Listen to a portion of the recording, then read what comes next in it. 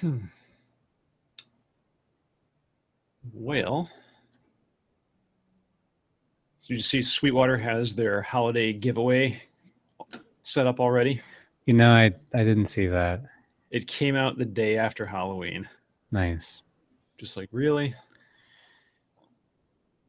Really? They have some good stuff, though, this year. Hmm. A very nice set of focals. Okay, so I don't understand what's going on. Okay. What's going on? I am seeing no noise bouncing around in the levels for the input, and it is very responsive. But the output that I am monitoring has some significant noise and delay. I can't figure out where it's coming from. Is input monitoring turned on or anything like that? I I am don't know what monitoring Audition the is. input in software in Audition. Yeah. Do you have delay compensation or anything like that? No, I don't know what those words mean.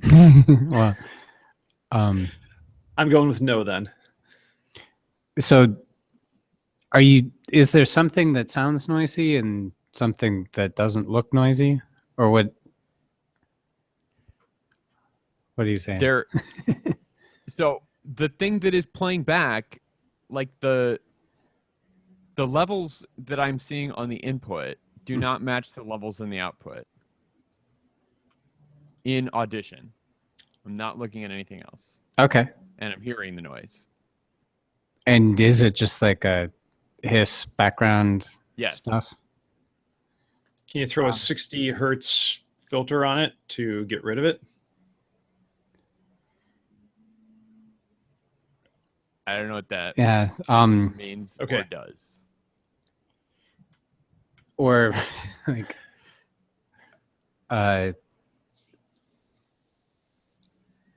like we're not hearing it. Probably Google is helping. Yeah. Well, I don't think it's being. I honestly don't think it's being recorded. If I were to record right now, Okay. but Huh. I'm hearing it with this delay, and I'm hearing it with this noise. Is it bothersome enough to bug you while we're doing the show? No, but I want to fix this shit. It might actually just be that noisy. Yeah. And like I don't know if you were always monitoring it in this same way or if you were monitoring the output from. No, I was always monitoring it like this. Okay. Hmm. Is there a chance that you're listening to something else also, like another channel out of your preamp that's got the gain turned way up? I don't know. I'm hearing you somehow, and I don't really understand how that's happening. Okay. Well, you might also be getting crazy noise from me. Is another possibility. Or possibly from me. Yeah. I'm not in a very good environment. Because what I would normally be doing is I would be routing the audio from Hangouts to Audition. Yeah. Right. Which seems like that's what I should be doing now. But I'm hearing it, and I shouldn't be. So do you get any levels in your Audition while I speak? Not on my track. But normally I would have that on a separate track. Okay. So this is localized to your track. I'm not seeing any noise on my track. Yeah, so there's probably no noise on My your track is track. quiet. You're probably just getting noise from us, maybe. Yeah. But I am also showing up in the input delayed, and I think maybe I don't fucking know. Fuck it. Well, I think your assessment that your channel is clean is probably good. Yeah. All right, I'm recording. Okay.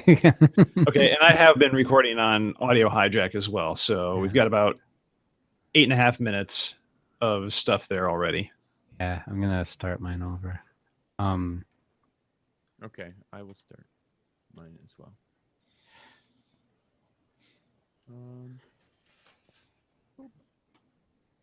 Mono. Actually, I'm going to kill mine because I don't want that to be there. So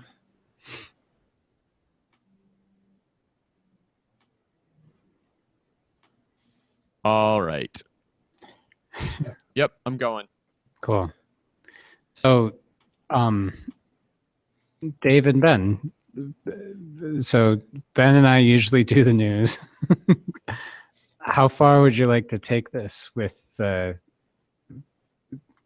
as our guest whatever you want. interviewer and Ben is our anonymous guest to the show? I'm the guest host and Ben is the host guest. exactly. I'm in Um, favor of doing it the entire way. Okay. So Dave, if you're up for like even reading like, "Hi, I'm Dave McDonald and I'm Nate Blyton. This is Patchen." Can... Sure. This is Can I have the Dorico and Apple stories? that's exactly what I was hoping you would take because Okay. I know less about those. Okay, because I know basically nothing about the others. And I mean, I know a little bit about the others, and I'm basically just going to read what Ben said and probably say things a little bit differently, but because I'm lazy and awful. But There really isn't a lot else to say right. about the new Linstrument one. It's like the full size, but it's only 16 rows.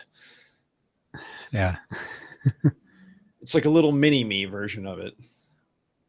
perfect. Yeah. It's a good price point, as they say. Okay. Yeah, it's pretty nice. Yeah. I've seen pictures. Yep. Sweet. Well, I guess I'm recording. And Dave, if you're up for the 2-minute challenge at the end, I'm on it, man. cool. All right. I don't know if you have a timer. I could pull one up. I think by the time I we can get to one, that, I can get one ready to go. Yeah. Okay. Cool. I was going to say, I think by the time we get to that, we can use the "Hey Ben, set it up on your iPhone." Yeah. Especially, we don't usually ask this of guests, but yeah. Oh dear. I'm quite unusual Yeah. in many ways. Yeah. Exactly. Okay. All right. This is 2:15 on my recording. Yeah. I've got 3 minutes there. Right in between. I'm going to start the broadcast to back up. Ben, do you have any quick Yeah, I mean, I would download the broadcast and use that as the sync kind of sync reference? Yeah. point reference. Yes. Cool. Sweet. Well, Ben, do you have any Yes, we questions can do before we that. get started? No, I think I'm okay. Okay, cool.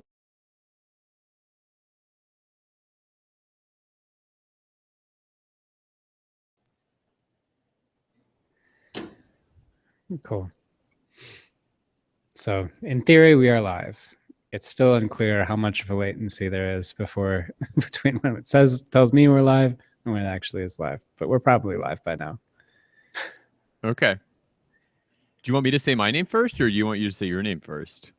I could. And who's going to read that next line? So I could do mine first, then you say your name, then I'll do the "This is Patchen," unless you'd rather. I think that makes sense to me. And then you can say, just jump in with "Dorico is finally here" or whatever you want to say. Cool. Oh, and I was reading the forums today. It looks like the first patch for Dorico will be out before November is over. There was a big write-up about that on the Making Notes blog. Daniel talked all about what's going to be in there. Oh, you have to throw that in the show notes. Okay. Cool. Okay. Well, we're all set. I think we're all rolling. All right. Yeah, I guess I'll take it away. Hi, I'm Nate Blyton, Hi, I'm David McDonald. and this is Patch In, the show from SoundNotion.tv dedicated to the wonderful world of electroacoustic music. And you might be wondering what I'm doing here. I am your very own guest host because Ben Furman, who is also still here, is our host guest. I just made that term up. What do you think? It's very clever, Dave. We'll get to Ben in a moment, but we do have some important news. First of all, Dorco's here. It's finally here. I'm very excited. This is the new scoring application from Steinberg. And if you've not been following the SoundNotion and Patch In excitement about making notes, the blog by Daniel Spreadbury about the development of Dorco, then you've got a lot of back catalog to get to. But it's a really amazing new application, has a completely new way of organizing the score writing process through 5 phases of setting up the score, writing the score, engraving the score, which lets you just move anything anywhere, playback, which gives you a kind of piano roll DAW looking interface, which is not exactly the same as Cubase, but it's going to kind of include some Cubase features, which is pretty neat. And then you get to the print at the end. And so this whole process all happens inside Dorico. You don't have to necessarily bounce out so much to PDF applications or drawing applications or any of the other crazy things. There are certainly some things that are missing. The dongle life is not a life that I want to live. They do want you to have a hardware key for everything. But I can live with that for some of the really cool stuff that's here.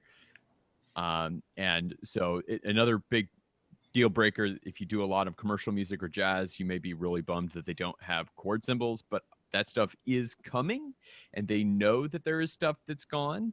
So they are working really hard to add some of this stuff to a big update.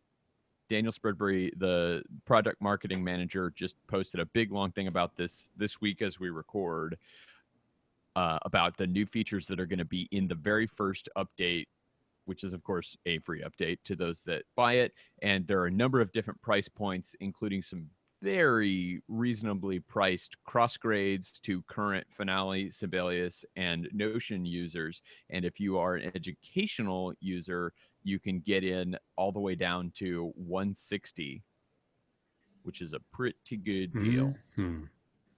And that's just enough that I'm probably going to buy it soon, as soon as I have like a project that I want to actually do or something like that.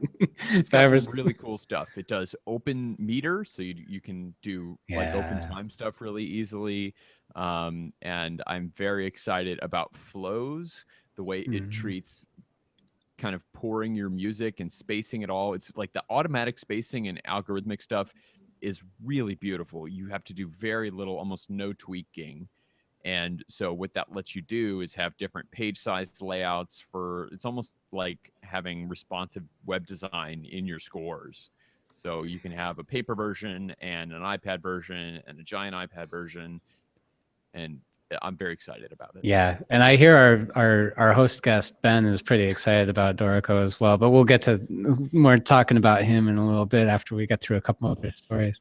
Never heard of him. Yeah, exactly. But in the world of Ableton, update 7.9 is out. Again, if you're not a push user, this might be completely meaningless to you.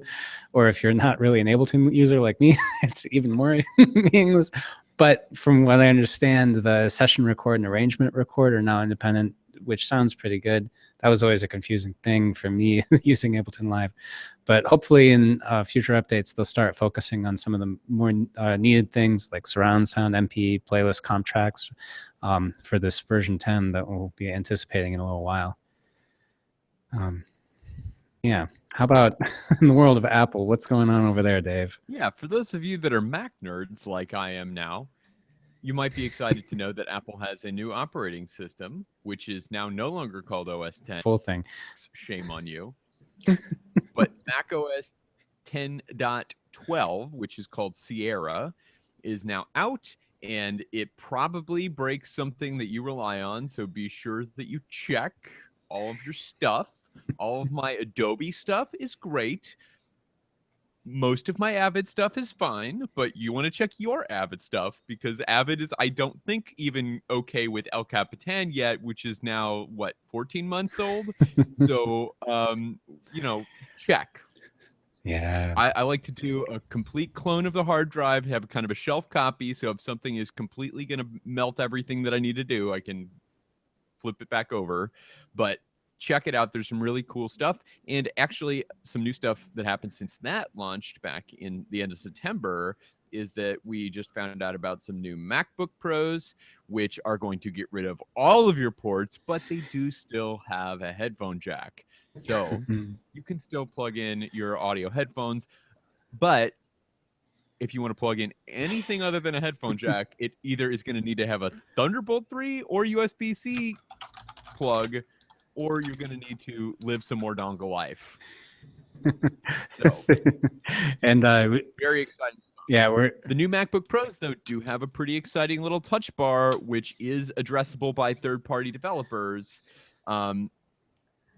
And the docks are going to be great. Ben is pointing out that there is an expensive dock. I've got an expensive Thunderbolt 2 dock that I love, but you'll be able to get, because you can use USB 3 or Thunderbolt 3, there are going to be some pretty reasonable docks as well, because USB-C at least, and hopefully, fingers crossed, Thunderbolt 3 as well, is a thing that Windows laptop manufacturers love in Michigan.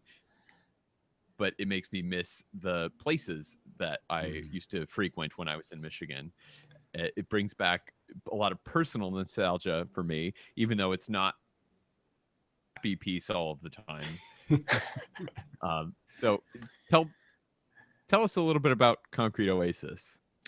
Okay, so Concrete Oasis is the name of the CD, and it is also the name of the main piece that's on the CD as well. It is a 7-movement exploration of urban decay and renewal in the American Rust Belt. And fitting for this show, it is 100% electroacoustic music. It does actually use a little instrument on it in quite a few parts. Nice. You'll have to figure out which ones are real instruments, like me playing a mandolin or a violin, and which ones are the actual instrument, because there's some of both, and it's really hard to tell. That's quite literally a question that I have about a couple of these movements, about it's so many of the sounds that you've captured in this composition, in this music, really blur the line between acoustic and electric in a really nice way. And I know you personally, so I know that you've got a lot of things in your bag of tricks between different kinds of synthesizers, mandolin, violin, guitar, and amplifiers, and software synths, and kind of plugins and stuff. And so, yeah, it's as we go through all these tracks, it's a really interesting, wild ride, you might say, between. Yeah. Which, for the listeners, that is a pun on the name of the first movement, the prelude. Yeah.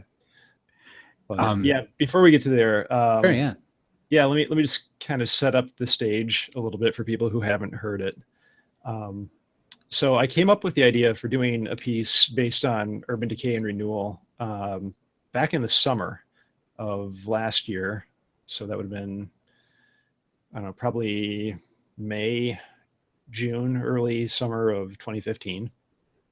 And I was just kind of out at Hopcat having a beer with friends, as one is wont to do when one is at Hopcat. And we had been talking about a piece that I was working on for orchestra and electronics. And the question was, well, what are you going to do beyond that? And I said, well, I'm kind of interested in this idea of urban decay. I've seen a number of pieces recently that have been exploring that. Most notably, Phil Sink has a really great piece called Frayed Cities. That's a video piece that takes on the same topic. But it's just been something that, especially as a Michigan native, has been really interesting to me, driving around the state and seeing these old factories and stores and parking lots that are just completely overgrown now, and how they're sort of being either reclaimed by wild weeds and nature, or how they're being repurposed and taken over and used for different industries than what they were originally intended to be. Mm-hmm. So Are I you thought using that's sounds from those places, or are you using imagery from those places? It's because it's interesting the way you describe them is not in a sonic way, but in a visual way. yeah. Actually, I'm using both. So there are Tell me more. Go on. well, to get to that, I decided I was going to write this piece, and I applied for funding from the Arts Council of Greater Lansing and ended up winning one of their fellowships. It's the Chris Clark Fellowship. It is a competitive program that they offer every 2 years now. Mhm. So they funded nearly everything of this project. So shout out to them. They're awesome. But because of that, I also was able to get some introductions to people that I would not otherwise have been able to get to return my calls, like Eric Schertzing and the Ingham County Land Bank. Hmm. And through his office, I was able to go around and get reverb responses in different vacant buildings in the Lansing area. So I would go around and record impulse responses, and I actually use those in every movement to set a lot of the reverb. Nice. It's that good old fashioned Michigan reverb in this album. It is. Nice. And What then- are some of the places that you went to capture this? Mostly these are homes that had been foreclosed on or condemned, Mhm. but there was also a store over on Kalamazoo Avenue that was definitely in the condemned category, but had just a really, really interesting reverb to it because it was mostly cinder blocks that had been coated with steel. And it was a one level from the outside, but a lot of the floor had fallen in. So you had this really, really large just chamber that you could go in there, and we got some amazing reverb responses in there. It just echoed like crazy. So Say anything when you were in there, or did you just use some generic thing to capture the reverb? I just went in there with a portable recorder, and I was recording just really short impulses. So snapping my fingers, clapping my hands, Okay. and then using convolution software to extrapolate from those recordings what the characteristics of the room are. mhm. Yeah, we talked about that as a 2-minute challenge a couple months ago. I think exploring. That's how I learned what convolution was. Yeah, exactly. I mean, me too. I was preparing for that, basically. But the reverb on this whole project it's cool to hear the direct relationship between the spaces around where you were exploring and the sound that happens in this music, particularly exploring the remains of a giant, the fifth movement or piece in this album. The sound of that reverb was really striking right away to me. I don't know if that was from a specific place or if that's the one you were talking about. Actually, that one, if I remember correctly, is not from any of those. Okay, yeah. I didn't have a building that was that cavernous that I could access. So that one, I used the convolution reverb max device that's included in Ableton. Okay. And I can't remember where I found some samples of rocks being thrown in a cave, and I used that. Okay, nice. And Yeah. I think it was probably either freesound or archive.org, which I mine for samples like crazy. Yeah. I mean, so we've got a lot of samples. You were talking about the acoustic and electric instruments that you recorded, and now this special relationship with the reverb, but then all the samples that you've got.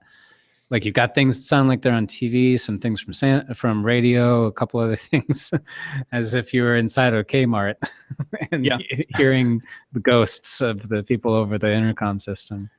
Yeah, and coming up with some of the samples for these, like in the third movement, there's the bottle breaking sample that is really prominent in there.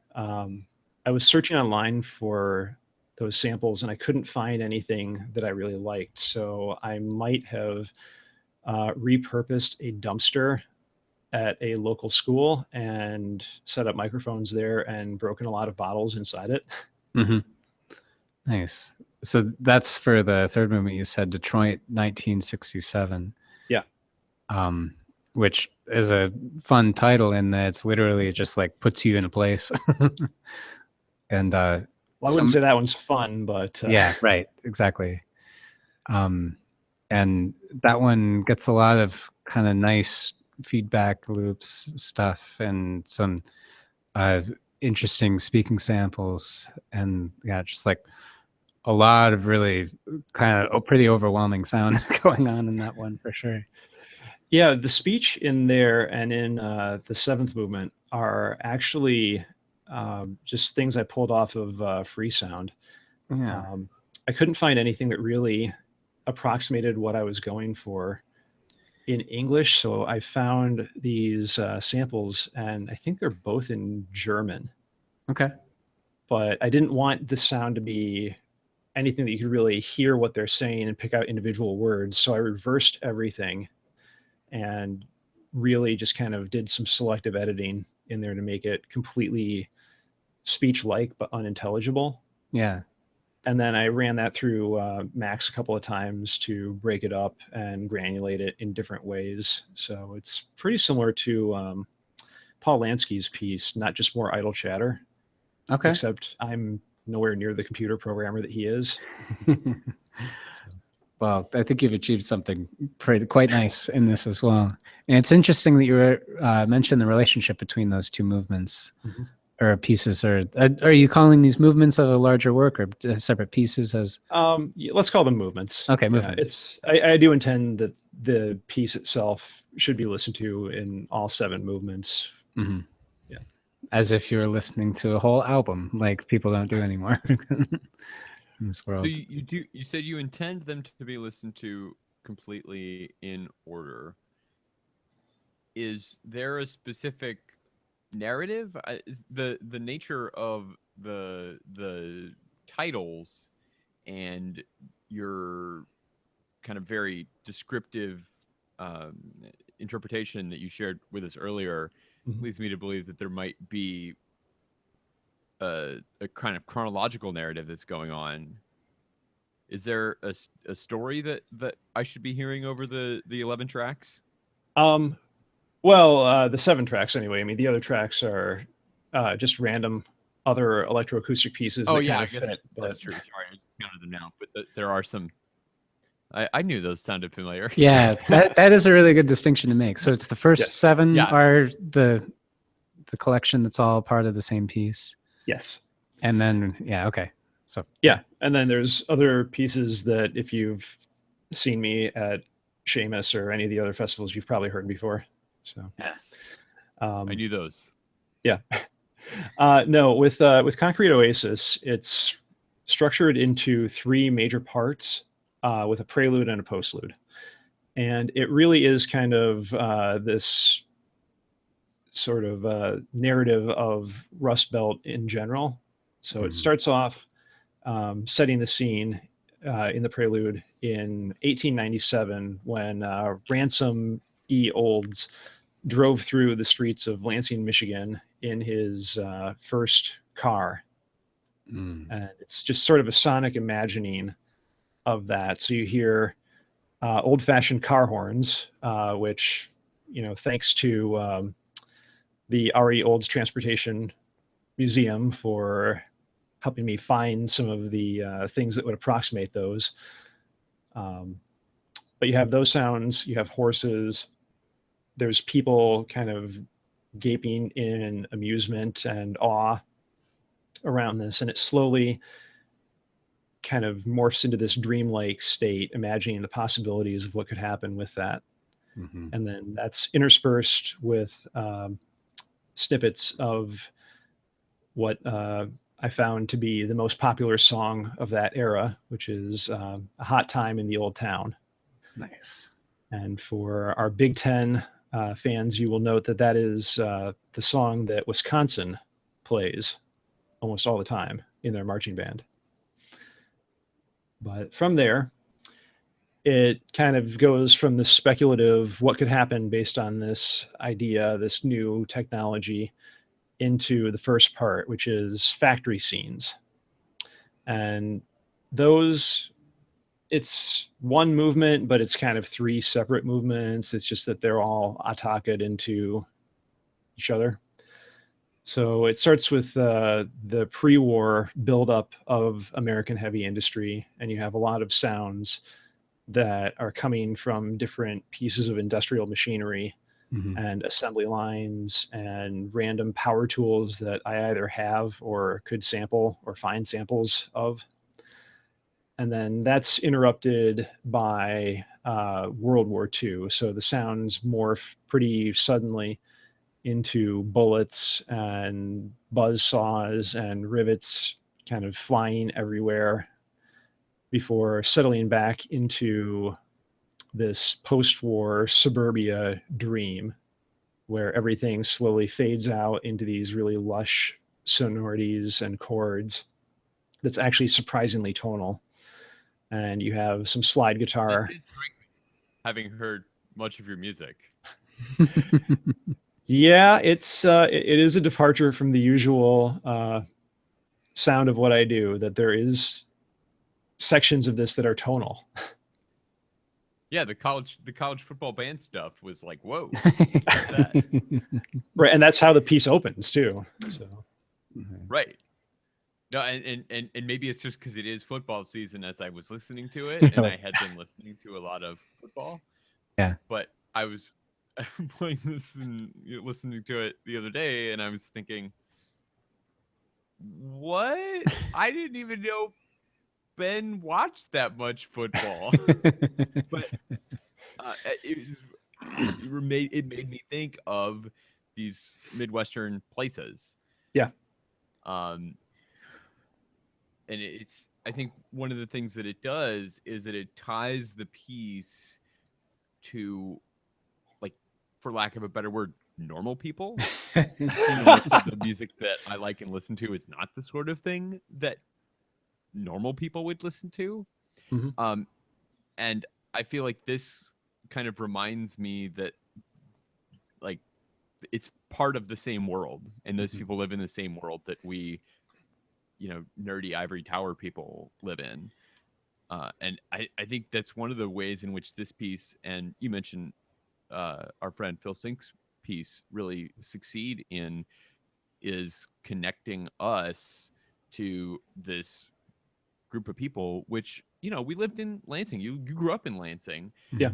And Phil grew up in North Carolina. And I feel like in a lot of ways, despite that, we're disconnected from a lot of the culture in those places. And this is a really nice job of reminding me of those connections. Because I feel like there were times when I felt connected to it. But those were not the normal play. That was like the not my default, I guess. And do you feel that same way? I know you still live in Lansing and spend a lot of time on the road seeing these places. Yeah, that was definitely a consideration when I was writing this, that it had to be more accessible than what I normally write, that I couldn't just do really crazy stuff with computers and then, kind of take a bow and get the standard round of applause from other college professors. That if I did that, about it being a little too direct or a little too I don't know, ham-fisted in those connections? Because I don't think it does that. But if I had written that thing, I would have worried about that a lot. Yeah, I spent a lot of time on the first movement, actually, which is kind of That's ironic because most direct. Yeah, connection. And it's also the shortest movement. Right. Oh. I spent so much time just sitting around in the DAW and trying things and saying, does this fit? Like, I want the opening sound to have kind of that classic phonograph scratchiness to it. Is it too much? Is it too loud? Is it all of these things? And am I, like you said, am I being too ham-fisted with this quotation? So it was a That's- lot of that. And then especially in the fourth movement, Right. which we'll get to in a minute, I was very, very close to cutting that movement entirely based on kind of the political aspects of it. And will I lose funding if I include this in there? And then I'm on the hook for this entire production and will not be getting any reimbursements. Yeah. Yeah. So for those that are listening to this recording now, or this podcast now, and have not heard the piece yet, because I'm sure as soon as they're done listening to this podcast, the first thing they're going to do is go to benfurman.bandcamp.com and to download this thing. But for those that have not heard it, what is your concern about Simple Economics, which is the title of the movement you mentioned, and why were you concerned about the way that would be received? Well, the thing with Simple Economics is that it uses lots of samples from radio and TV, which are fortunately I was wondering available. about the copyright on some of those things. I am claiming fair use for this. That this Fair is enough. substantially transformative based on the fact that I am making commentary on what those public officials are saying. Also, they're all assholes, so we're totally going with that. That's okay. I won't tell him you said that. Right. But I actually did talk to an attorney about that, and he Okay. is of the opinion that what I'm doing is fair use under the standard definition of substantive transformation based on criticism. Nice. Yeah. Oh, yeah, great. So hopefully I will not get sued, but Sounds see. like it sounds like your attorney is like they can go to him or whoever. Yeah. Or he or she. yeah. But what it is in the fourth movement, I'm looking at some of the causes for decline in. And you might hear some voices you might recognize. Oh, you will. Yeah. Yeah. So looking at the causes of decline in the Rust Belt. And the third movement is looking at the Detroit riots and the role that racial tension and police brutality have played in kind of spurring white flight to the suburbs and the decline of a lot of the large cities. But the fourth movement looks at the economic factors. And so there are lots of samples of politicians who are essentially throwing out like these Orwellian newspeak type statements about how, you know, what we're doing is good for workers, blah, blah, blah. And then it's interspersed with news clips or recorded union meetings where the workers are being told, hey, we're moving your plant and all your jobs to Mexico because we're not making enough profit doing it here in Michigan. So, you know, screw you guys. We're going over there. And there's also news reports interspersed in there where you'll hear some local news people talking about, you know, today in Grand Rapids, they're laying off 750 workers, or today in Flint, they're shutting down production on this model, or they're stopping this or stopping this one. And it ends with a very, very famous rant that helped start the Tea Party, where you have Rick Santelli ranting about how we shouldn't pay to bail out the losers whose mortgages were underwater. And it's all their fault, and they're tanking the economy, and why can't they just be upstanding, productive Americans, blah, blah, blah. So it's possibly the darkest movement in the set. Yeah. In a way, the darkest, because it is the most transparent. Yeah. Right? Like that's the one that is, it requires the least interpretation.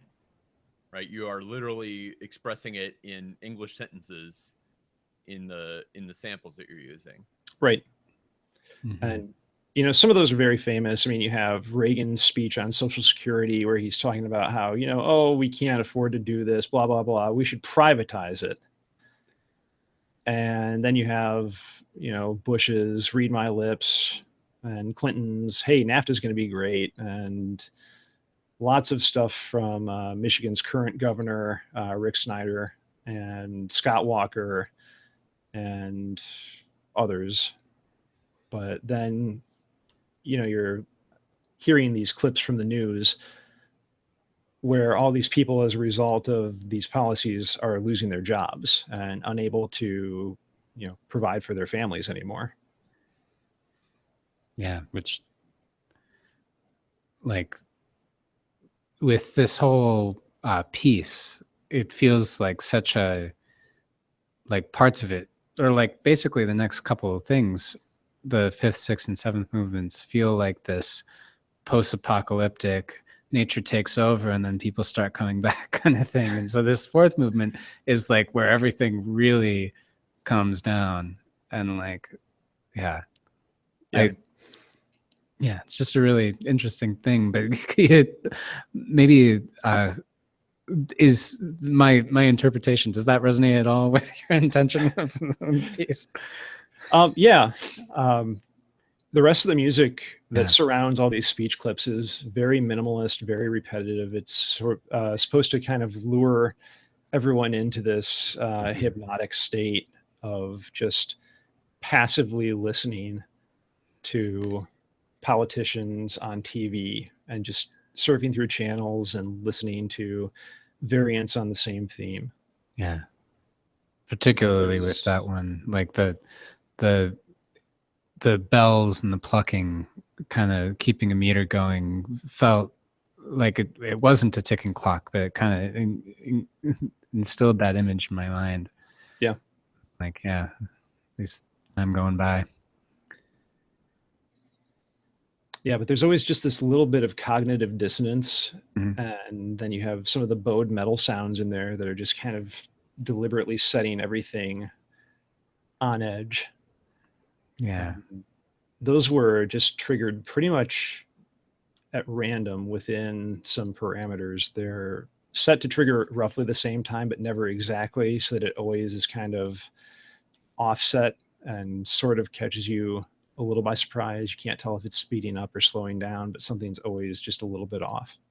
Nice. How did you achieve that, like, triggering kind of random within constraints in terms of time?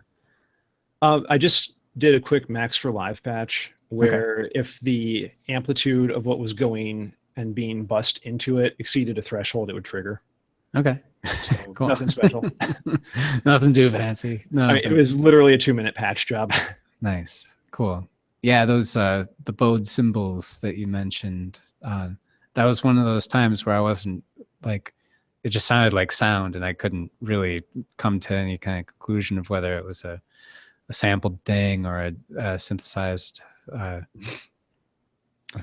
sound and stuff. But yeah, this is just really, really nice the way they rang too. Yeah. That is from one of the East-West libraries. And Okay. then I probably threw a ton of effects on top of that Right. and compressed the hell out of it just to make sure that everything tailed off at the right duration. Nice. Cool. Well, speaking of tailing off at the right duration, we mentioned I mentioned how much I loved the reverb in the next movement, exploring the remains of a giant. Can you talk a little bit about this one? And I love how it mentions Kmart specifically. It was like, Yeah. For those of you who have not been to a Kmart, it's like Walmart, only not as oppressively evil, yeah. but in a happy way. No, Kmart was founded by the Kresge family in Detroit. I don't remember the year. It was a huge, huge thing in Michigan and sort of the tri-state area. I think down as far as Chicago as well. Wow. We It's had them in St. Louis when I was growing up. nice. So the internet tells me 1899 in Detroit is when Yeah. they started. That's crazy. And if you go to any college in the Midwest, you'll probably find a Kresge building somewhere. Yeah. Um, Nice. I always it's- thought of, like, I don't know if you know the Evil Dead movies, but Oh, of course. so the Ash works in an S-Mart. I'm Yes. pretty sure this is exactly what that is. But anyway, that's Shop smart. Shop S smart. Yeah, exactly. Yeah, later I'll do the boomstick routine. Yeah, perfect. But Kmart was a huge chain of department stores, and they had, I think there was like a Super K where you could get groceries as well that was trying to compete with Meijer and Walmart and later Target. But they were very famous for their blue light specials, where they would just put a blue flashing strobe light up on one item at an end cap, and it would go off, and hey, there's a special on this. Attention Kmart shoppers, blue light special in aisle 5 on Brillo pads. Save 2 cents on a 15 pack. Not actually different price, but buy now. Yeah. Pretty much. I mean, it was every time I would go into one, it was always astounding how cheesy and upbeat the music was. Yeah. And they had this amazing selection of music of the latest hits played in this god awful Kenny G style. Mm-hmm. But in early 2015, that collection of ephemera was posted to the Internet Archive, where someone had a bunch of the original store recording tapes from Kmart, digitized all of them, and slapped them up on the archive. Sweet. So I naturally had to start playing around with those. Yeah. And actually, this was the piece that sort of inspired the rest of the entire Concrete Oasis set. Cool. There was a call for pieces based on this idea of what can you do with these recordings of digital ephemera. And so I took a whack at it, ended up getting this piece, Exploring the Remains of a Giant. And that actually ended up getting released on a recording from Argali Records earlier, before Concrete Oasis came out. Nice. So I sort of use that as the genesis for the rest of this idea of, okay, I'm really kind of intrigued by this idea of urban decay. What else can I do with it? Cool. But the basic idea of this particular movement is kind of related to the Ray Bradbury story, There Will Come Soft Rains, where you have a autonomous house that has kept functioning after a nuclear war. And all of the people that have lived in it are, obliterated. They've been turned into ash from tons and tons of nukes. But the house is still going and still maintaining its routine, Nice. even after everything is gone. So this is an imagined urban exploration of an old abandoned Kmart, and there are hundreds of these all throughout Michigan. And just going through and hearing the occasional snippets from the store sound system as if it were still functioning, if maybe the thieves hadn't taken all the copper wiring out of the walls yet, or maybe it's motion detecting, something like that. But you have the footsteps going through. You have this gigantic cavernous reverb, since these were gigantic stores, right? And then there's a lot of stuff going on underneath that, just kind of propelling the narrative forward and pulling it back in certain points as well, to really get a sense of the scale of these abandoned buildings. Yeah. So it's interesting to hear that this was kind of the genesis of the whole project, because there does seem to be so much in it, and particularly how you achieve a real sense of space with the reverb, with the combination of sound, the vocabulary of different kind of textures. And I wanted a specific question I wanted to ask was like your strategy with panning and kind of the placement and motion of things within the stereo field in that piece, or in that movement. Yeah. I generally approach panning in the sense that I'm thinking of what am I hearing and how am I locating everything in space, similar to how I approach orchestration. That if I'm working on a more traditional notated piece, I like to think of, okay, the violins are on the left, then you have the second violins, then viola, cello, bass going around to the right, and then you have your winds behind in the center, and you've got percussion off to this side, harp to this side, piano to this side. And I tend to approach things electronically like that as a starting position. Mm-hmm. So I'll start off and I'll think, okay, everything has this starting point in this hypothetical orchestra, and I can add a little bit of reverb to things to push them further back into the mix, or I can take it away to bring them forward. And then from there, it's thinking, where does this sound have to travel in order to get the effect that I want? Mm-hmm. So the footsteps will travel from one end of the pan to another. You have other sounds that are meant to be really sharp, sort of like you're turning your head. And so those will very quickly pan from one point to another, but not the full 180 degrees. It might only be 45 degrees if you're turning your head from one side to another. Others, I will play with the reverb and bring them forward into the mix or push it further back so that it has even more of this cavernous sound to it. Nice. Yeah, and I got just kind of a, like, I think literally there's some watery kind of sounds, but like the sense of it, and it was just really clear and nice too. Yeah, those water droplets are actually synthesized. Oh no way! Cool. Yeah, good job. That was just something I was doing for a lecture. We were doing something with synths in Reason, and I stumbled upon this, and I'm like, wow, that sounds like kind of a reverby water sound. That's really cool. Save patch, and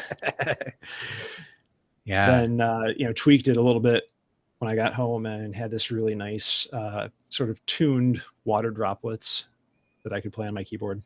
Yeah, nice. I guess which kind of takes us into the next movement a little bit too, A Tale of Two Rivers, the 6th of 7, where there's a lot of literal water, or like actual recording of water moving in this one, it sounds like. Is that right? It is. So this was one that I wrote that when I was writing the entire piece, there was a lot of stuff in the news about the Flint water crisis.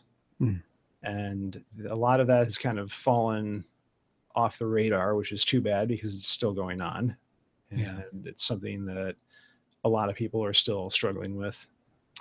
But the listeners who don't know, the Flint water crisis started when the city was placed under an emergency financial manager who was able to unilaterally override anything that the local government had decided on, including the mayor, the city council, and pretty much any elected official.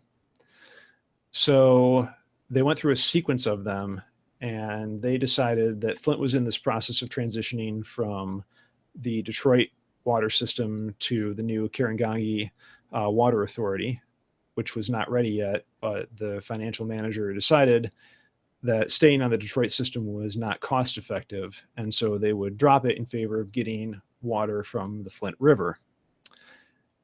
The Flint River is one of the most notoriously polluted waters in the US. It is notoriously full of industrial pollution from GM and just a host of other companies dumping into it directly. But on top of that, it's also very popular for dumping used cars that no one wants into it. So of course those leak battery acid and oil into the water supply, making it extremely corrosive, which is important because the piping system in the city of Flint is extremely antiquated, and a lot of the pipes and a lot of the solder that is used to join the pipes is made out of lead. So which normally is fine because water is usually inert. Yes, but water also, when it's being treated at the local treatment plant, usually also has corrosion inhibitors put into it as well. And those corrosion inhibitors cost about $100 per day to serve a city on order of the size of Flint. but they decided that that was not cost effective. And so to save $100 a day, they piped highly corrosive water through the pipes, which of course ended up breaking up the lead and the lead solder and pumping that into people's taps and their showers and everything. So what happened was the city of Flint was exposed to extremely high levels of lead for, I think it was nearly 14 months before they finally started doing anything about it. You have an estimated 12,000 children who were poisoned by lead, which is a neurotoxin. So that's going to be affecting brain development and will probably have some very severe side effects that it does take years for them to show up, unfortunately. On top of that, you have a lot of other problems like the fact that many people in the city developed skin lesions. There was a lot of just general hair loss among people who bathed in the water. And there was even an uptick in Legionnaire's disease that they've pointed to the water as being a cause for that. What really sets off a lot of people, though, is that the water was so corrosive that even before the city did anything about it, GM stopped using it to clean off industrial machine parts from industrial grease because it was so corrosive that it was eating the machines. But yeah, it's a gigantic mess. The cleanup is still ongoing, mostly because they are saying right now that the estimated cost of replacing a single lead water line is around $7,500, which this is a city where the average income is about $28,000 a year. Yeah. And to make matters worse, Michigan's governor, Rick Snyder, is currently paying about $6,500 per day in legal fees to keep him out of jail or out of impeachment for what happened with his emergency financial managers in the city of Flint. And a lot of people are really insulted because that is coming out of public funding. And Snyder, of course, is a billionaire. So. And really specific situation that you're writing music about? It is a really specific one, yeah. Shy away from. Sorry, what did you say? It is really specific, yes. Well, so one of the things that I often shy away from in my own music, and I always admire composers who don't shy away from it, as you do in this piece, is depicting something like this that has such a really specific tie to this real world thing. Yeah. How did you go about expressing? I mean, obviously, nobody's going to listen to this, and it's not going to be the replacement for reading the newspaper story about what's going on in Flint. Right. But you're still trying to express something about what's going on in Flint in this piece of music. And I wonder how you achieve that connection between the story that you just told and the piece of music that I just listened to. Right.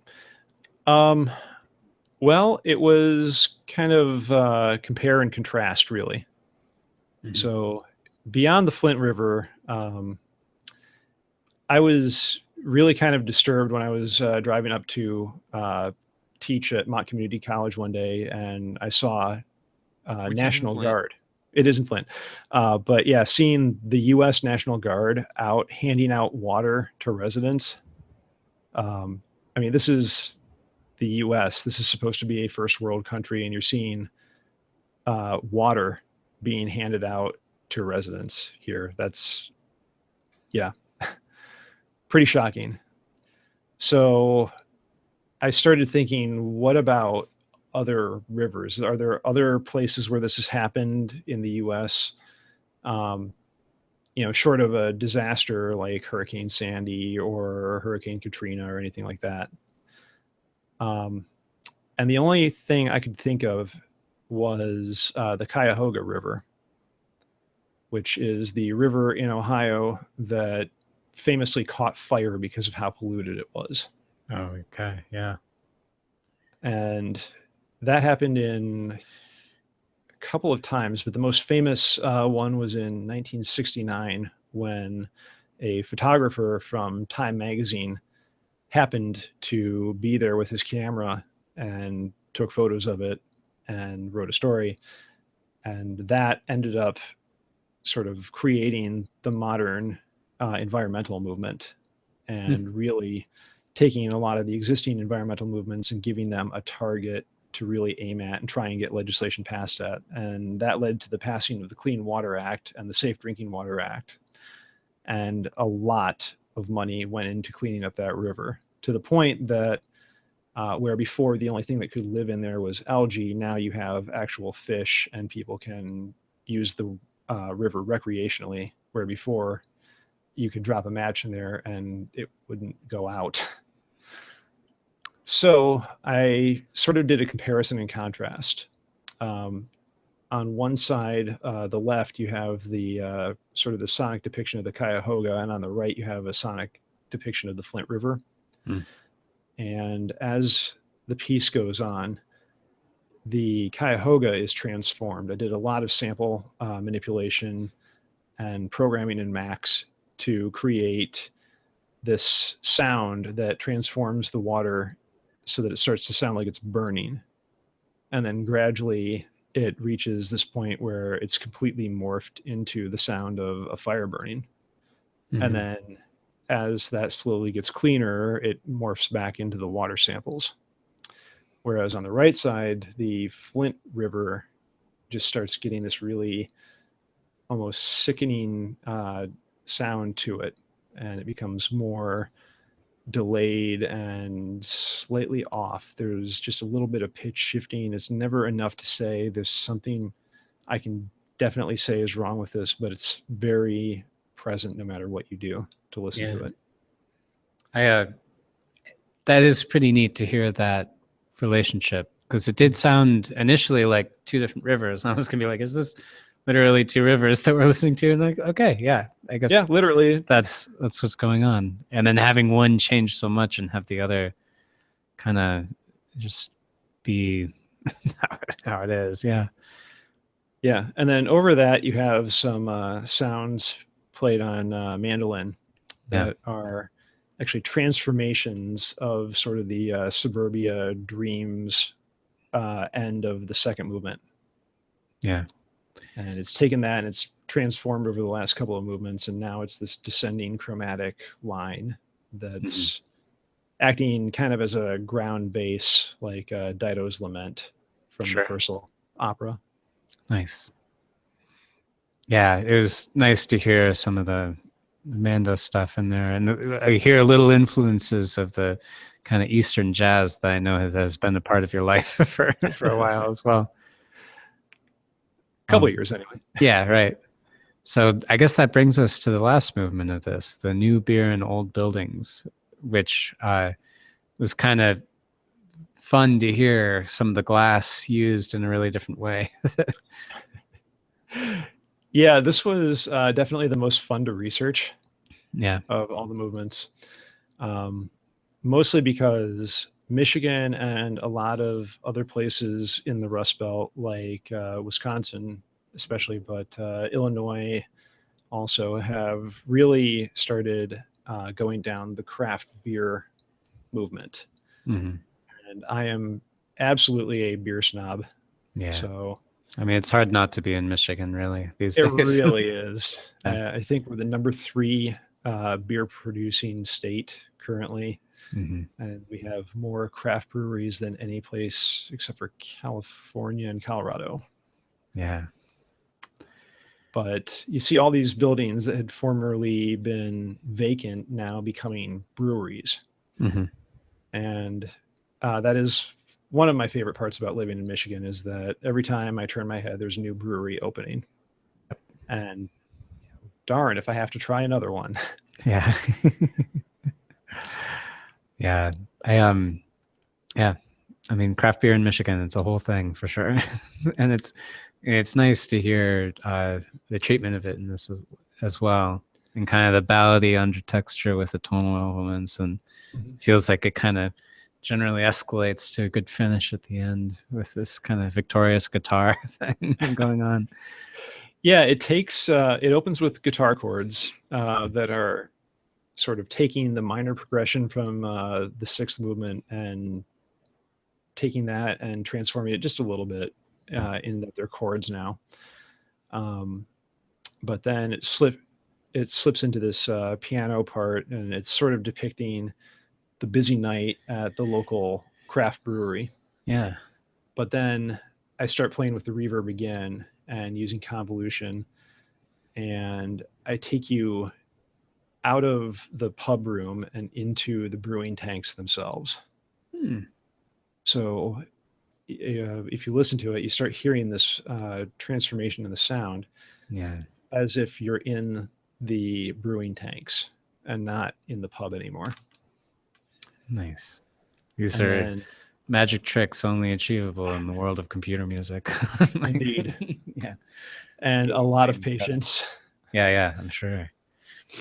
But then underneath that, you have all of the previous themes of the different movements coming through in either their original state or transformed into a more major upbeat version.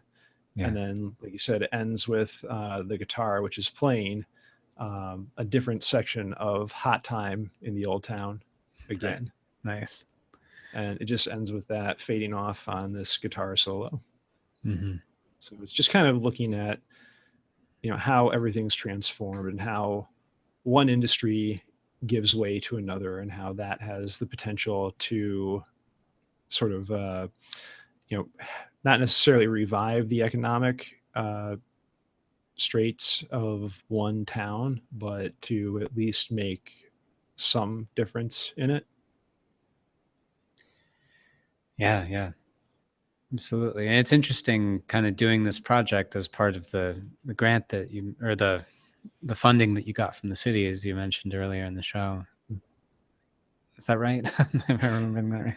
Yeah, it's the Arts Council of Greater Lansing. Right. Like, actually, I know personally I haven't addressed anything very political in my own music, especially not something so direct and on this scale, where it's I don't know how long this piece is in total, but it's 7 movements that are all... Yeah, it's just under 50 minutes. Yeah, exactly. For 7 movements. So. Yeah, and our listeners can get this a number of ways on bandcamp.com. We'll have links to all these, but you can get it on Amazon, CD Baby, Google Play, iTunes, and Spotify. And in addition to the Concrete Oasis 7 movement piece, we get old favorites such as Study on a Morning Religion, There Will Come Soft Rains, Gestalt Variations. I don't say that very well. And Neither do I. Yeah, Reflections in a Gasoline Rainbow. I know that Study on a Morning Religion is one of my old favorites, but it's great to hear these other pieces again. And all for as little as $10 on his Bandcamp. Yeah, and sorry, what was that, Dave? I said, what a bargain. Exactly. Buy 2, they're small. Yeah, and the program notes for everything are available on my website. If you go to benfurman.com and click on recordings, there are links to all of those. And there's also a link to the program liner notes, since you don't usually get those nowadays anymore. Right. Yeah, exactly. Like, and if you get it from the iTunes store, do you get like a little booklet thing? Because I know people do that sometimes. I don't believe you do, unfortunately. So, you do get it through Bandcamp. Nice. Yeah. Well, we'll have links to all these. And so Ben, thanks so much for kind of laying out the whole album. This certainly covers a lot of ground, sonically and politically and all these other things. Well, thanks for having me. Yeah, absolutely. And I suppose I don't know if you the time to be on your own show. Yeah, I know. exactly. Yeah, I don't know if you want to do any plugs. I know you won't have an opportunity like this again. Um, honestly, I don't really have a whole lot to plug right now. Cool. Because I've been working on this for just under a year, I have been slacking on applying for festivals or other commissions or anything like that. So right now, I'm finishing up a set of preludes for unspecified instrument and computer, Hmm. which I'm just finishing up the computer stuff in Max. Whenever that's done, it will be posted on my website Sweet. for anyone to play with. I know there will probably be performances at Oakland, but I have no idea when that will be yet since I'm in the middle of grading. Yeah. Well, I'm sure we'll be able to find it on your website, which we'll link to in the show notes Mhm. for our listeners would like to show up in person if you're in the Michigan area. Yeah. So, well, Ben, thanks so much for being a special host guest on the show. I feel so fortunate that our special guest host has generously accepted the challenge, the 2-minute challenge. Dave, are you finally going I'm to be here. the one that does FFTs? Not this time. Mostly because I have no idea what they are. But so Dave has obviously been like foundational in helping to spearhead the Sound Notion as a whole project in all its forms. And Ben and I split off and did this Patch In podcast where Dave's skill set is super technical also, but in a pretty different way in a lot of ways. And he was before the show, he was telling us about some of his workflow with just kind of preparing his documents for teaching his classes.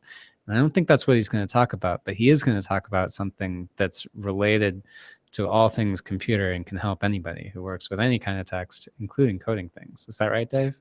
Yeah, so I'm a weird tech nerd, Yeah. and I'm a weird music nerd.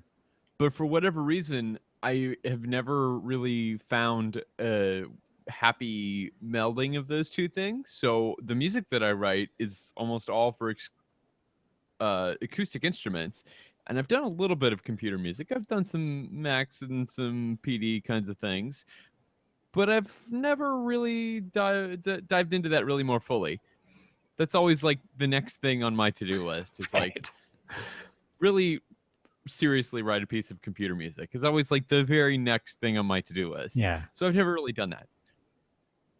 But I thought that a really interesting 2-minute challenge that I could contribute to the show that would be of use to people who are computer musicians and people who are not computer musicians is to talk about a tool that I've been using for the last few years that I see everywhere, all over the web, and that is an important part of a lot of the computer music things that we're all involved in, especially the open source things that we all use and love, and that is Git and GitHub. So that's what I want to talk about in my 2-minute challenge tonight. Does that sound all right? Yeah, it sounds great. Absolutely. So I got my timer. Is that how this works? Yeah. Oh, you have the same timer that I have. That's weird. That's super weird. I know. All right. Should I time myself or do you want to time me? I don't know how this works. Feel free. We can have competing timers. Okay, I'll go ahead and time myself. Okay, good. All right, Whenever- on my mark, get set. Go. So Git is what's called a version control system. It allows you to track updates and changes to text files. So it's not going to work for binary files like audio files, but if you're coding and writing things in text, it'll work for that. And what that lets you do is experiment with new things. So you don't have to worry about breaking something that's already working in your program or your piece or your instrument or your robot just to kind of refactor it or implement some crazy new feature. So to get it set up, you install this command line application for Mac or Linux. In the Windows version, you have to install its own Unix command line application thing. So it doesn't use the Windows command prompt. And that lets everybody share the same syntax commands and everything when they're using Git, which is really helpful. And once you've got Git installed, you can instantiate a project. and it's going to track the changes to the files in your project folder. And that doesn't happen automatically with every save, just when you tell it to commit. And commit is like kind of a super save, and it takes a snapshot of the file as it is at that moment, and you can add a little note to say what you changed and what's still left to do. And so if you want to try something crazy and new, you can create a new branch on your GitHub or your Git project. We'll get to GitHub in a moment, which is kind of like an alternate reality version of that project. And that way you can experiment, which is why it's really cool for creative artists, because you can experiment as freely as you want without the risk of like breaking something crucial in your main branch, and you just hammer away at the new one. You could still go back and like do little fixes to the main branch while you're doing the big work on your new crazy feature branch. And so Git works great on your local machine, but it gets really powerful when it's shared on Git servers. And that's where GitHub gets involved. That's a cloud service that you can set up to store your Git projects. And what that lets you do is share your work with other people. And each person can have their own copy of the Git project and submit their changes and get changes submitted to their projects through a process called forking. And that's my time. I broke it again. Sweet. Nice. That was great.